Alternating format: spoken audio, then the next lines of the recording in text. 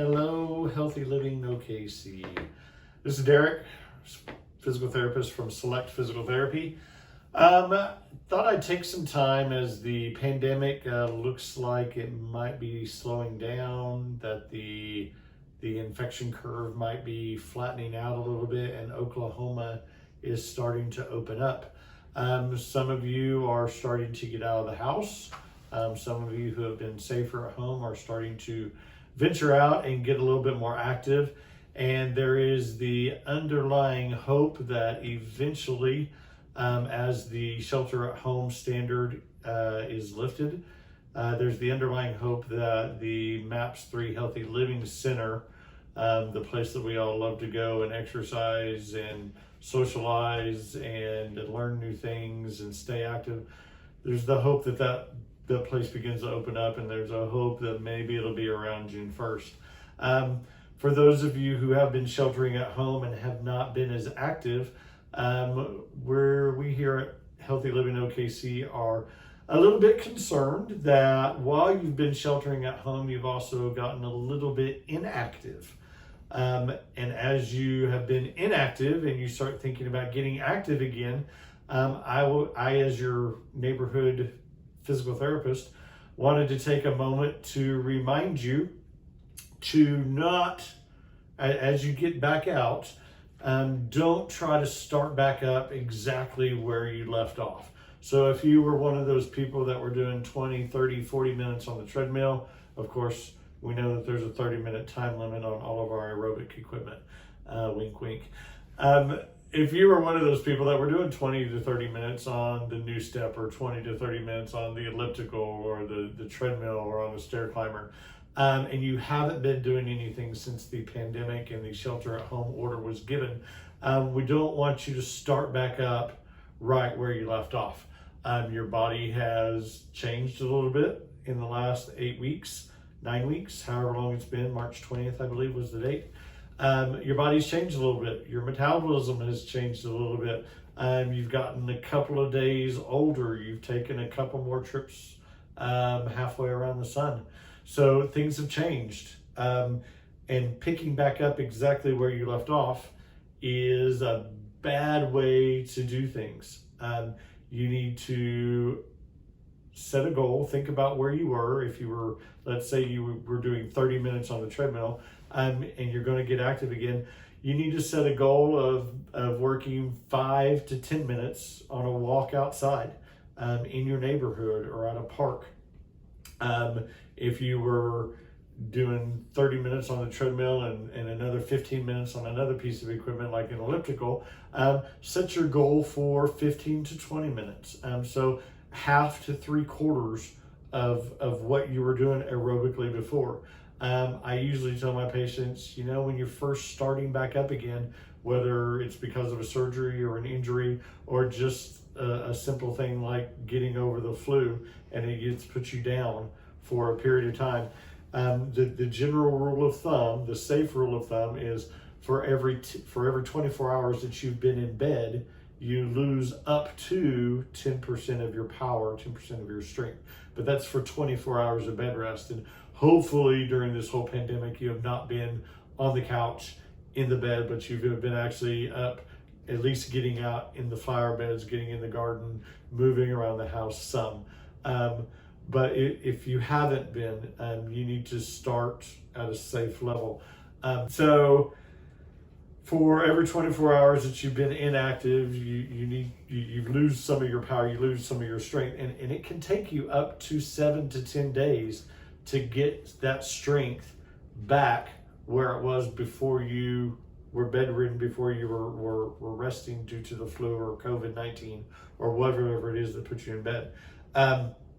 So what I usually tell people is forget about time, forget about distance. Start with a simple goal of, I'm going to do this. I'm not going to walk a mile in 15 minutes. I'm not going to walk a mile in 12 minutes.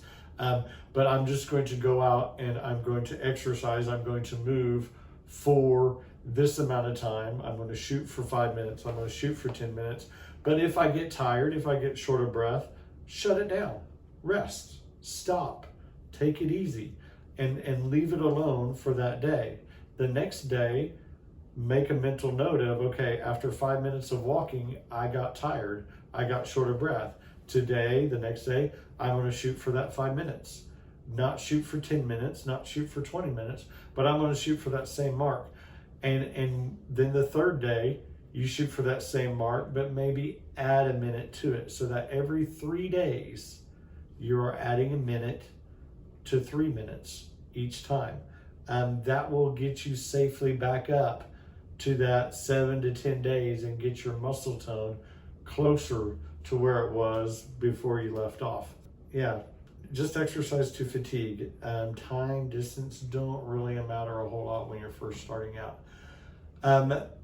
What can you do to start off? How do you get started when you have not been doing a whole lot? The best exercise to do is just get out and walk. Start with going to the mailbox. Start with going down the street, down the driveway, down the street, to the corner, around the cul-de-sac. But keeping in mind, I'm exercising, I'm walking for just the movement. I don't have a specific time. I would like to do 5 minutes. I would like to do 10 minutes. That's my goal, but it's okay if I don't hit it. What else can you do to get stronger, to get some of that lost tone back? One of the simple ones to do is pick a chair that's stationary. Pick a chair that isn't going to move on you. Clasp the hands together, put the arms over the chest, and just move to stand up. And I know I went out of frame on that. I apologize. But you guys get the general idea. And shoot for 5 of those. If 5 of those is easy, go for 5 more. But limit yourself initially to around 10 repetitions.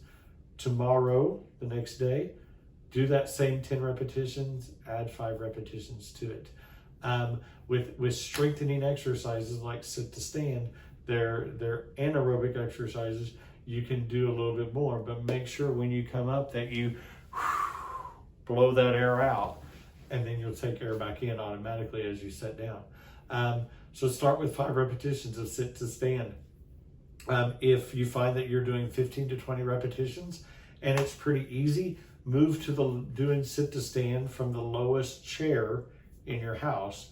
And the lowest chair in your house, as we all know, everyone's is the toilet.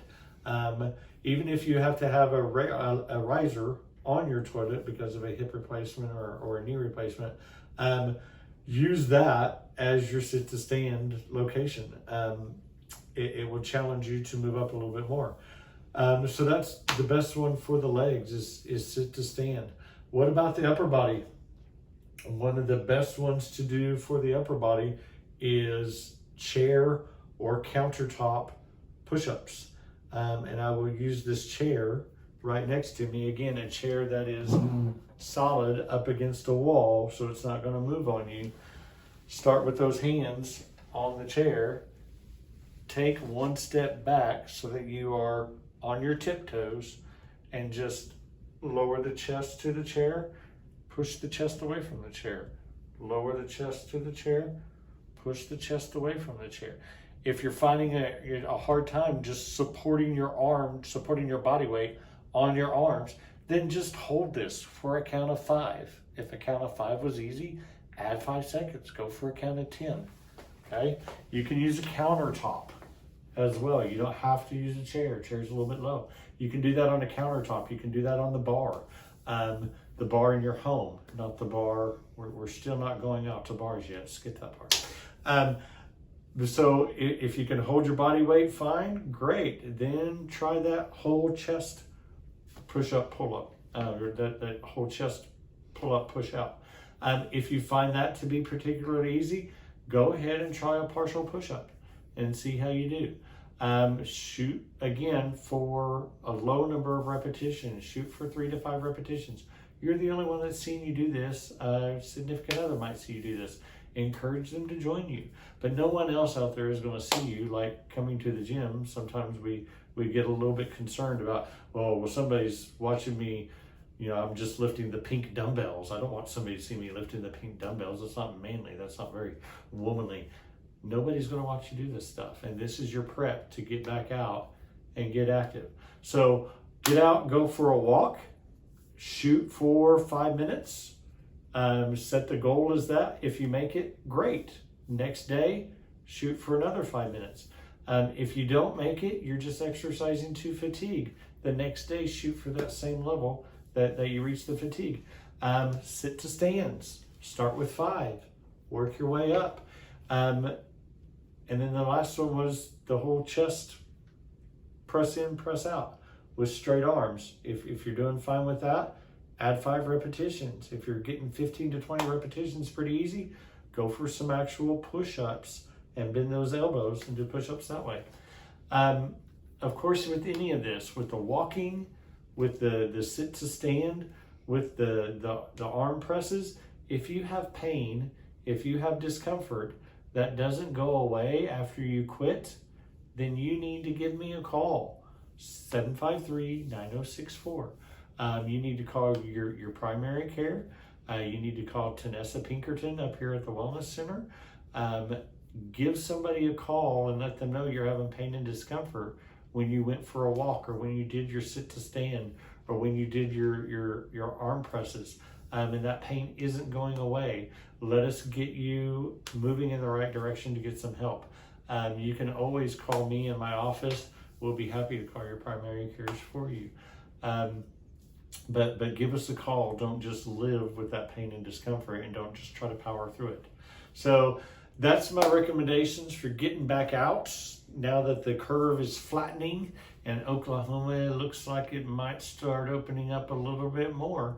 Hopefully soon we'll all be back at the Wellness Center with a few modifications and restrictions that we can all deal with and work together and be patient about.